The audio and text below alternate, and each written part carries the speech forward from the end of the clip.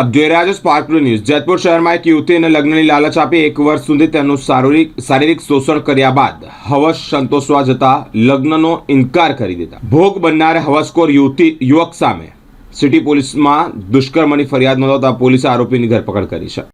યુવકે યુવતી સાથે લગ્નની લાલચ આપીને દુષ્કર્મ આચર્યું હોવાનું સામે આવ્યું છે। યુવક કોણ છે, કઈ રીતે દુષ્કર્મ આચર્યું, બંને કઈ રીતે સંપર્કમાં આવ્યા હતા અને કેટલો સમય સાથે રહ્યા? જેતપુરનો એક યુવક છે સુધીર ભટ્ટી કરીને, તેમણે સોશિયલ મીડિયાના માધ્યમથી અને મોબાઈલ ફોનથી એક જામનગર રહેતી યુવતીનો કોન્ટેક્ટ કરી અને તેમને લગ્નની લાલચ આપી ફસાવી અને તેમની સાથે પ્રેમ સંબંધ બાંધેલ હતા। જે આરોપી છે સુધીર ભટ્ટી એ અને જે ભોગ બનનાર છે લેડીઝ, એમના ફાધર બંને એકબીજાના પરિચિત હતા।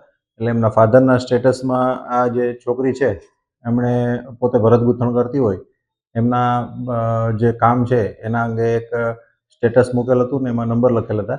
એટલે એના આધારે આરોપીએ એમનો કોન્ટેક્ટ કરી અને પછી એમની સાથે પ્રેમ સંબંધની વાતો કરી અને પોતે પરિણીત હોવા છતાં એમને અપરિણીત હોવાની ખાતરી આપી અને તેમને અહીંયા જેતપુર મુકામે 1 વર્ષથી લાવી અને અલગ અલગ જગ્યાએ ભાડે રાખી અને પોતે એમની સાથે દુષ્કર્મ કરેલ છે, જે અંગેની ફરિયાદ દાખલ થતાં આરોપીને અત્યારે હસ્તગત કરી અને તેમની રિમાન્ડ માટેની તજવીજ ચાલુ છે।